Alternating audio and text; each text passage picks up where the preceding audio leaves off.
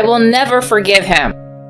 I was at the height of my anger at the sight of the woman crying in front of me and continually apologizing to me. I was determined to make the person who had caused my parents so much trouble in the past and had been successfully forgiven each time, pay for his sins once and for all. I am Celine, 29 years old, and I have just given birth to a child with my husband Alfred, and I am now a housewife. We were colleagues in an international company, and Alfred works in a department that requires him to travel abroad frequently. Therefore, from the beginning of our marriage, we both agreed that when I gave birth, I would go back to my hometown until things settled down. My parents' home is a train ride away, and I had talked to them about it beforehand, and they had given their consent. I'm sorry I couldn't be with you. I'll find time to come see you. Also, about your brother.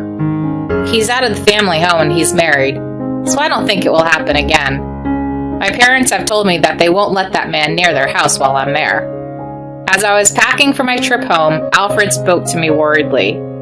I have an older brother, 3 years older than me, and our relationship is not a good one. Ever since we were children, my older brother, who was bigger than me, used to treat me as if I were his errand boy, and would often give me a slight poke if I didn't do his bidding. I was small compared to my brother, so I would fall down if he gave me a light poke, and I was even afraid of him squatting over my big body.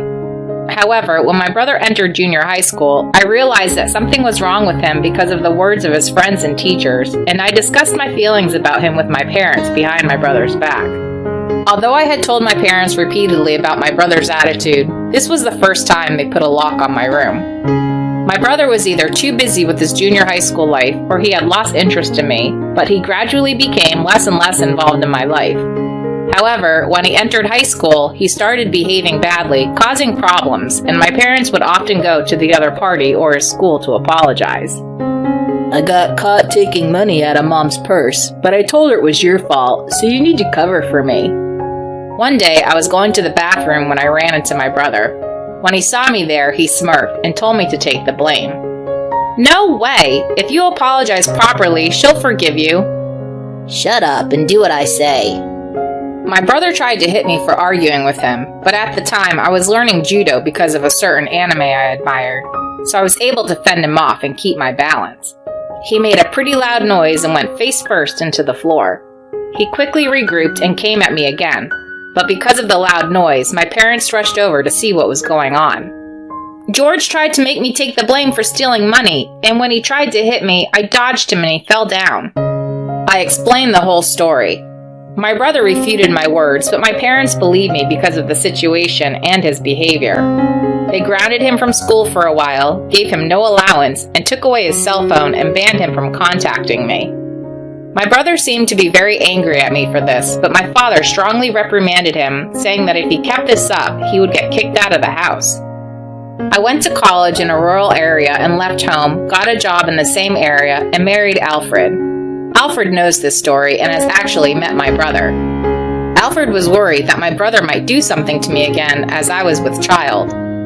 I told Alfred that there was nothing to worry about because of what my parents said, but the real reason was Alfred's appearance. Alfred is of mixed race. He is a bit bigger than my brother, who is a bit stouter, and to be honest, he gives a pretty scary first impression, and he actually works out a lot, which my brother would have never been able to match. He only attacked me because he knew that I was small and female and that I would not be able to fight back, so he would not even try to fight me now in Alfred's presence. Typical, the cowardly type who changes his attitude depending on the person he is dealing with. I was afraid to tell Alfred, who looks scary but is actually very sensitive, so I didn't tell him the truth. A few days later, I was back at my parents' house for a trip home as planned. I was talking to my mother, who came to pick me up, and she explained what had happened with my brother. My parents had demanded that my brother not come to my parents' house while I was there, and in exchange, he demanded he get some of the property that my parents own. My parents balked at this, but agreed to it for my safety and security. I'm sorry for making this decision on my own, but I wanted to be sure after all we went through when you were a student. I felt bad for all they did for me, and I apologized and thanked them for the burden I had placed on my parents. It is possible that Leah may come to the house when she needs something. Leah is a quiet person and doesn't seem to be a bad person. And she was just here yesterday, so I don't think she'll be back anytime soon. She also gave me this additional explanation. Leah is my brother's wife, whom I have met only once, and she is a quiet woman with a soft demeanor. My mother had cleaned my room so that I could use it, but I noticed that my beloved low table was missing. Mom, did you take the low table that was here somewhere? Oh, sorry. I'm using it in the bedroom. Do you want me to get it? I can get it myself. After having such a conversation, I went to my parents' bedroom, lifted up the low table I wanted a little, and found an outlet tap that looked a little strange. What is it? I stared at the outlet tap and realized that it looked exactly like an outlet tap type wiretap I had seen on a TV special before. I immediately took out my phone and searched for it and found the exact same thing being sold as a listening device, which made my blood run cold, and I rushed to my mother. I explained the situation to my mother in a whisper and asked her to check the actual device in her bedroom, where she looked pale and frightened. She seemed to be wondering the same thing and told me that she had an idea. The idea was to put a flyer over the wiretap and blow air over it so that if the culprit heard the noise, he would think it was a malfunction and come to check on it. Although she had a pretty good idea of who the culprit was, for some reason my mother seemed to be having a bit of fun working the case. For the next 2 days, we enjoyed putting up flyers and letting the wind blow over them whenever we felt like it. Then, in the evening, Leah came to visit my parents' house. My husband is away on a business trip, so I'm a little lonely. I was wondering if you would be willing to have dinner with me. We had no reason to refuse Leah's offer, so we welcomed her into our home and had dinner together. However, when my father and Leah's drinking progressed unexpectedly, my mother suggested, "You seem a little drunk today. Why don't you stay the night?" I put my drunken father on the living room sofa and told my mother and Leah not to drink too much because they were still going to drink, and I went back to my room first. While I was killing time by reading comic books, I got a message from my mother, so I tiptoed to my parents' bedroom. I peeked into the bedroom through the slightly open door, and sure enough, there was Leah, just fumbling around in the electrical outlet. "What are you doing in there?" It's not what you think." "Then what is it? Is this what you're looking for?" My mother and I knew that Leah was the only one who could bug the place, so we intentionally created an opening and let Leah through the bedroom, expecting that she would surely come to see the bug when she came to visit. Leah jumped up at the sound of my voice and began to explain in a hoarse voice, but when she saw the bug I had given her, she dropped her shoulders in disappointment. "Did you put this here? Why?" "Yes, I did. I'm sorry. I know it's impossible to apologize and be forgiven, but all I can do is apologize." "You don't have to apologize, just answer the question." When I questioned her, Leah glanced at me as if she was concerned about the bug in my hand. "Are you concerned about this by any chance? It's turned off." When I told her this, Leah began to cry quietly as if she was relieved. My mother calmed Leah down, and my father, who had woken up at some point, joined us to listen to the situation. "My husband had always said that your parents had favored Celine since she was a child, and that they would make sure that she would get the larger share of the inheritance. So that's why he asked you to give him the property in exchange for staying away from the family home." "What does this have to do with wiretaps and the fact that my parents were going to give him whatever inheritance he wanted?"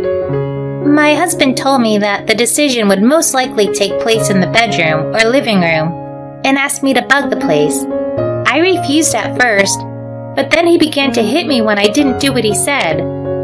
"Oh no." The story told by Leah was shocking, but on the other hand, given my brother's character, it was believable. Leah is still crying and apologizing to us. I was so upset at the sight of her that I said to myself, I'll never forgive him.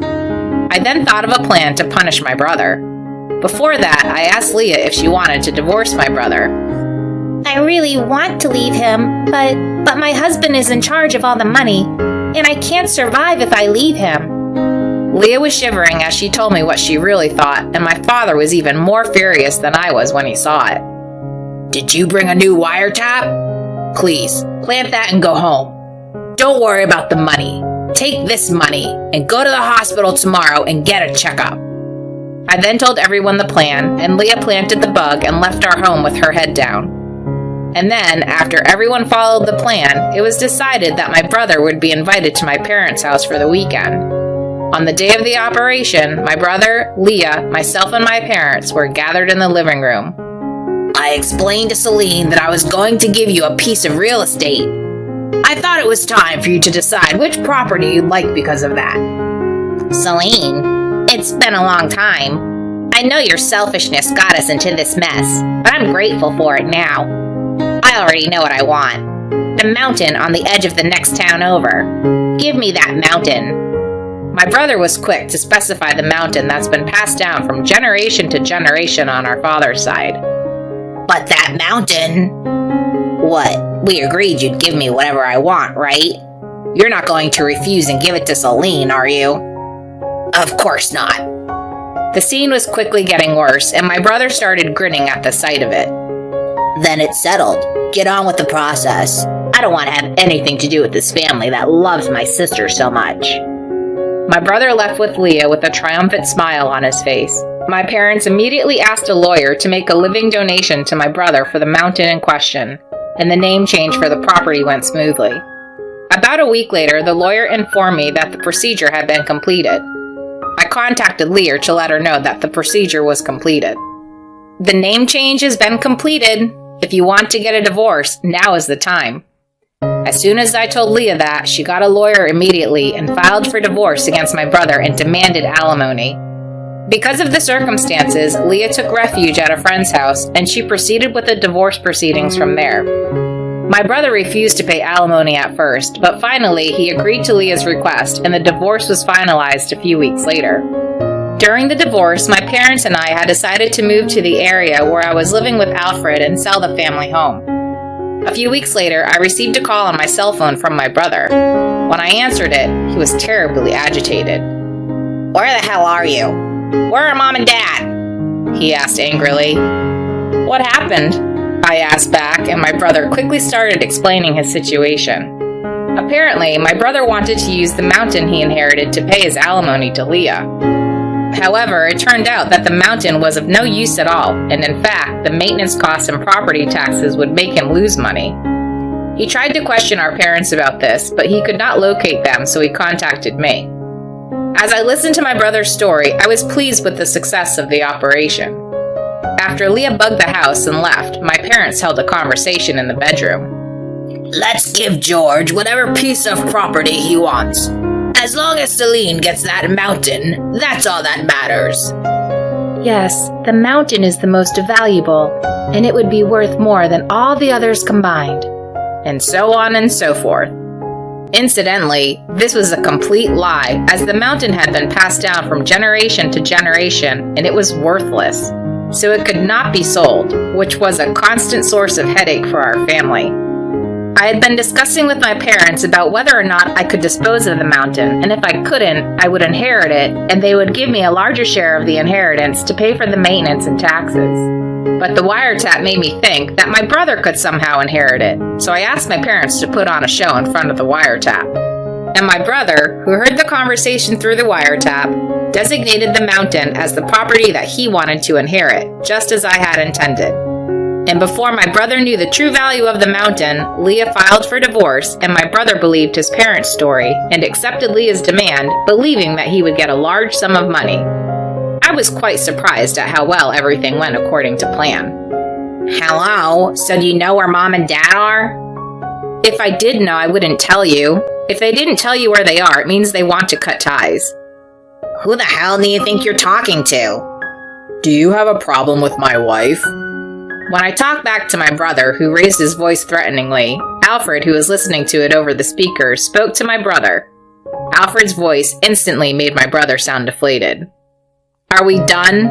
I'm hanging up now, I said, and ended the call. I reported this to my parents, who decided to communicate with my brother through a lawyer from now on. My brother ended up with a large debt for the alimony to Leah and for the maintenance of the mountain and property taxes, but he was stuck in a situation where he had no way to escape bankruptcy and was in a state of limbo. Fortunately, my brother doesn't even know where I live, so he won't be able to locate me. By the way, they said they would not help, but my parents have paid a portion of my brother's alimony to Leah. I'm so sorry for what my son did. I can't apologize enough. No, I'm really sorry that I did something so inhumane as wiretapping. I can't thank Celine enough for giving me the opportunity to get out of that near brainwashing, and the two of you for helping me financially. Leah bowed her head to us with a clear expression on her face after being freed from my brother's cruelty. Afterwards, Leah contacts us once in a while and tells us that she is living her new life with the help of her brother and his wife. She wondered why she did not seek help earlier, and she has been volunteering her time to counsel women who are thinking of divorcing their husbands but are hesitant to do so. My parents bought a condominium near our house, and I enjoy raising my child by inviting my mother to my home and having her teach me how to raise my children. Alfred is also happy that my parents have moved, saying that he can go on business trips with peace of mind, knowing that they are close by since he is often away from home. What do you mean you can't come? I'm on a company trip. I'm going to have a good time, so don't get in my way. I can't believe it. He said that even though his wife's father passed away. Hey, why didn't you tell me that my mom died? I calmly told him, "It's your fault for not answering the phone. If you're going to resent me, resent your own stupidity." My name is Sophia. I'm a 32-year-old housewife. My husband Charles and I have been married for 6 years. We met because of our jobs and got married 2 years after we started dating. I worked after we got married, but quit after a year when our son Sean was born and became a stay-at-home mom. After the birth of our son, I basically devoted myself to raising him. But when he turned 2 years old, I started working part-time to save money for future tuition and other expenses. My husband is very busy with work and rarely helps me with housework, but my mother-in-law often supports me instead. When our son was born, we started living near my parents-in-law's house, which made it easier for my mother-in-law to come. Thank you for helping me all the time, Valerie. It's fine. I'm bored anyways. My mother-in-law used to take care of my son while I was working part-time. She was really helpful when the daycare was closed and I couldn't take him there. My mother-in-law was always kind and treated me like a real daughter. My father-in-law was also a wonderful man, and I loved him very much. So living near my in-laws was not a problem for me. In fact, it made me very happy. Sophia, your food is always so good. You're a better cook than I am, aren't you? No, not even close. But what is Charles doing while you're here cooking delicious meals for him? Well, he's always working late. But then again, Sean is still a little boy and at the age when he wants to play with his father, isn't he? My husband always worked overtime and often came home late at night. I used to make dinner for him, but one day he said to me, I feel bad if I don't eat your food, so I do. But if I eat too late at night, I don't feel well the next day, so you can stop cooking for me. He said he would only call me if he came home early and needed dinner, so I basically started preparing food for my son and myself. But my son is still small, so I always end up with too much food. My mother-in-law, perhaps out of concern for me, sometimes has dinner with us. If I eat with my husband all the time, I get bored. It's a lot of fun to eat with you and Sean. Isn't your husband jealous of you? Yes, he is. That's why I make up excuses sometimes. My mother-in-law laughs as she tells me this. Thanks to my mother-in-law, I don't miss my husband when he comes home late or when we don't get to eat together as often as I'd like. I lost my mother before I married my husband, so my mother-in-law was like a mother figure to me. I don't want to say this directly to my mother-in-law, but I had a good relationship with my parents-in-law like that. But circumstances can change out of the blue. One day, my father-in-law became ill and needed nursing care. My mother-in-law seemed to be very upset about this, and she had to stay with my father-in-law for a while. I often went with my son to check on my parents-in-law, and it seemed that my mother-in-law was having a hard time taking care of her husband. Valerie, aren't you tired? I'm okay. I'm sorry I haven't been able to take care of Sean. You must be busy taking care of him and working, right? You don't need to worry about that. You should think about getting some rest. And if you need me to help you with anything, please, don't hesitate to tell me. Thank you. I'm feeling better just by having you by my side. My mother-in-law tried not to show me how tired she was, but I could tell from being around her that she was still having a pretty tough time. So I asked my husband to go check on her. Your mother seems to act tough around me, and I think she's pushing herself too hard. So why don't you go see her sometimes by yourself? If it's just her own son, I'm sure she'll be able to relax. But when I told my husband this, he responded in a surprising way. I don't think I need to go. It's too much of a hassle and there's nothing I can do. I can't do the housework, I can't take care of him, and I'd just be in the way, wouldn't I? Did you hear what I said? I'm just saying that it would be easier on your mother if you, her son, was around her. No, I don't think it would change anything. I'm tired from working late every night, so at least let me rest on my days off. My husband said that and didn't go to his parents' house after all. He spent the whole time lounging on the couch at home, and when I thought he was getting ready to go out, he said he was going out with his friends. I became more and more disillusioned with my husband. I thought he was always working and didn't care much about me or our son, but when I saw him putting himself first and not showing any interest even when his own parents were going through a hard time, I thought he was a terrible person. Then my husband found out he was going to be sent out of the city for work. It's in a rural area, but it's an urban area, so it sounds like a lot of fun. It's cheaper than LA, and I'm really looking forward to it. I see. I was looking at my husband with a subdued eye as I rejoiced. I guess he doesn't like being nagged by me about seeing his parents and playing with his son, so he's happy to be free from those days. But to be honest, I was glad he was leaving too. I think I had come to dislike him completely. No, I don't know if it was to the point of dislike, but I thought it would be better to keep my distance from him. From then on, I lived with my son alone. I was quite happy not to have to think about my husband's dinner when he came home early sometimes, and also not to have to wash his shirts and socks and so on. Just not having that makes the housework a lot easier. So the extra time I could afford to spend there, I decided to go to my parent-in-law's house to support my mother-in-law. If I was taking care of my father-in-law, I wouldn't have much energy or time left over to do housework, so I decided to help out with the housework. Valerie, dinner is ready. Thank you. You've been a big help. Well, you've always been a great help to me. Sean and I haven't had dinner yet, so come join us. Oh, that's so nice. It's going to be lovely. My mother-in-law seemed to find it comforting that she could eat with us. She was eating with a very relaxed expression on her face. My son loves his grandparents, so he was happy to be with them. I continued to go to my parent-in-law's house to help out in various ways. But then, a very unfortunate thing happened to me. My father!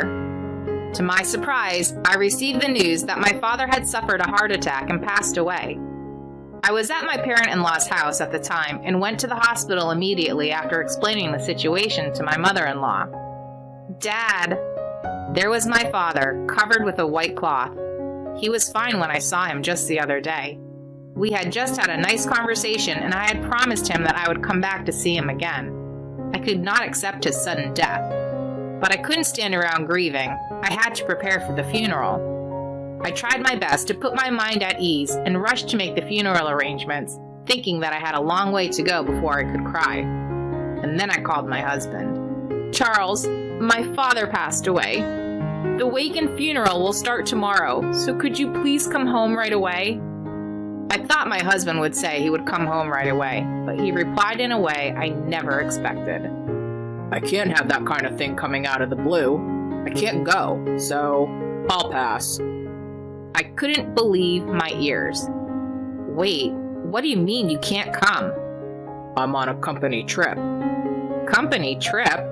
Yeah, that's right. I'm going to have a lot of fun, so don't get in my way. I can't believe it. He said that even though his wife's father had passed away. At that moment, I heard something snap inside me. You're putting travel above family, aren't you? You've been acting like you don't care about anyone but yourself all this time. Huh? What are you talking about? I'm the one supporting you in Sean's life. If I didn't care about you, I wouldn't be paying your bills. It's your duty as a father to provide for Sean. Never mind. I don't want you at the funeral. Why don't you just enjoy your company trip? What the hell? You just made me feel bad on the eve of the trip. If you don't want me to go, don't call me. With that, he hung up the phone. I was beyond angry and disgusted. Sophia, I'm sorry. My stupid son. Valerie, did you hear that? I'm sorry. I was taking care of my husband and I had to go to the bathroom. And that's when I heard it. I can't believe he said those horrible things to you. I'm so sorry. Don't worry about it. I'm really grateful for all you've done for me. You've been very busy taking care of your husband and even shone for me while I've been busy preparing for the funeral. I really wish Charles would come home soon, but I didn't expect much from him. Seeing me looking so unhappy, my mother-in-law seemed to have a thought. My husband and I thought we had raised him well in our own way, but looking at his attitude towards you, I'm not sure if he's been properly disciplined. I know this is not something a husband's parents would normally say, but Sophia, I wish you all the best for the rest of your life. I'm sure nothing you will do will change my stupid son's mind. There may be many obstacles, but if you want a divorce, get one. My husband and I won't say anything about it. Valerie? After my mother-in-law told me this, I decided to rethink about my husband. But first, I need to focus on my father's funeral. With my mother-in-law's support, I was able to hold the funeral and see my father off properly. After the funeral, I felt a surge of sadness and cried into my mother-in-law's chest. If it had not been for my mother-in-law, I would have gone insane. I regret my marriage to my husband, but I think that meeting my mother-in-law was a treasure for me. But life is truly cruel. 2 days after my father's funeral, my mother-in-law passed away. She was involved in a car accident. My father-in-law and I were both devastated at the news of her death because she was like a real mother to me, and the shock was so strong that I was in a state of despair for a while. Then, as I began to regain my composure, I immediately called my husband. But no matter how many times I tried to call him on his phone, I couldn't get through.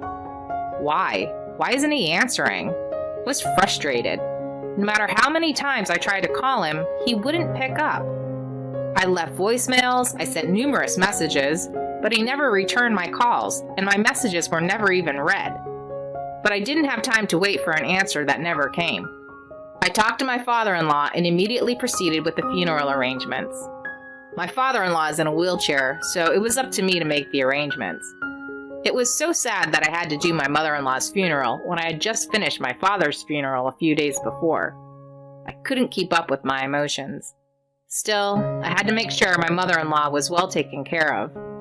With this in mind, I held my mother-in-law's funeral. Some of my relatives asked me, "Why didn't your husband come?" So I answered honestly, and everyone was stunned. What the hell is he doing? Going on a company trip and not being in touch when his mother dies? I heard he didn't even show up for his wife's father's funeral. Word of my husband spread through the extended family, and he was beginning to be hated by everyone. But I never felt sorry for him. I tried to contact him several times, so it was his fault for not being able to reach me. Then I learned a surprising fact.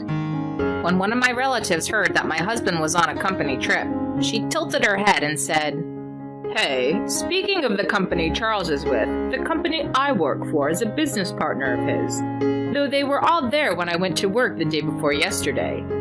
Is that really true? Yeah, but did you say Charles was working out of the city? Maybe it's a company trip to that branch office. Well, that was never mentioned, though. That story led me to have other suspicions about my husband. Anyway, we managed to finish my mother-in-law's funeral, and I was sorting through her belongings with my father-in-law. When I was walking to the front door, I found my husband there. When he saw me, he stared at me with a devilish look on his face. Then he turned red in the face and yelled at me. Hey, why didn't you tell me that my mom died? That's what my husband said to me.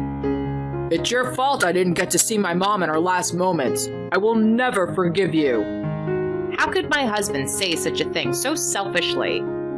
I calmly told him, "It's your fault for not answering the phone. I called you many times. I even left voicemails, and I sent messages many times. It's your fault for not checking on them sooner. If you're going to resent me, resent your own stupidity." My husband stared at me, clenching his fist as if he didn't know what to say back to me. Finally, he found some kind of excuse and opened his mouth. I was on a company trip. I couldn't be the only one on my phone. You mean the whole company was there? Yeah, they were. All the people from the branch office were there. That's funny. I I spoke to someone at your company and they told me that the branch office you're in doesn't do company retreats. I wonder who on earth you went on that big trip with. Oh, no, that's... My husband choked up, perhaps panicking over the unexpected question. That response was like an answer already. I don't think I can do this with you. Let's get a divorce. Wait a minute. I'm not thinking divorce. I don't care if you're not thinking about it. I'm going to get proof of your infidelity, and I'm going to get a divorce. My husband was panicking once I brought up divorce. I guess he thought he could have an affair in the comfort of his own home. But I just couldn't let him get away with that so easily. In fact, I had even made a request to a relative. It was a request to investigate an affair at the company where my husband worked. The people at the head office were willing to investigate because if they refused, there would be all sorts of trouble. And at that time, according to the information from the employees, my husband and his lover, who were getting along well with each other, were often seen together. It's disgusting that even after your mother passed away, you were seeing your lover. When I told him this, he was extremely upset. I'm sorry, it was just a one-time thing. It didn't mean anything. He said that, but he confessed, so that was the end. So you admit to the affair? Yeah, but I'm sorry, because now I realize that you're the only one for me. My husband approached me saying that. I realize that you're the only one who's not for me. I'm not going to change my mind about the divorce, so get on with it and sign the divorce papers. My husband was astonished at how firm my intentions were. And in no time at all, word spread around that my husband had been having an affair and what had happened at the funeral. So my ex-husband spent his days feeling ashamed of himself and gave in to the divorce. My father-in-law has been in a nursing home since then and is now making many friends with his cheerful personality. I'm sure he was sad when my mother-in-law passed away, so I'm glad he was able to make friends like that. After that, my divorce from my husband was finalized, and I filed for alimony against my ex-husband and the adulterer. I asked for child support from my ex-husband, and he is still unable to quit his job because he owes me a lot of money, even though he is looked at coldly by all his relatives and people at his workplace. The affair was with a junior colleague at the same company, but they stopped seeing each other after this incident. Apparently, my ex-husband was getting played by this woman. Well, it doesn't matter to me anymore. Meanwhile, I started living alone with my son. We are getting along well with each other, getting government benefits for single mothers, etc., and working hard at part-time jobs myself. I was able to gradually increase my part-time work hours and eventually became a full-time employee. Since then, my life with my son has become much more comfortable. Sometimes my son and I visit the nursing home to check on my father-in-law. He seems to really enjoy our visits. My father-in-law has cut ties with my ex-husband, and he doesn't seem to know how he's doing or be interested in him after that. I don't care about that man anymore either. All I want to do now is enjoy my life with my son. I'm going to continue to live my life and work hard, thinking only of watching my son grow up.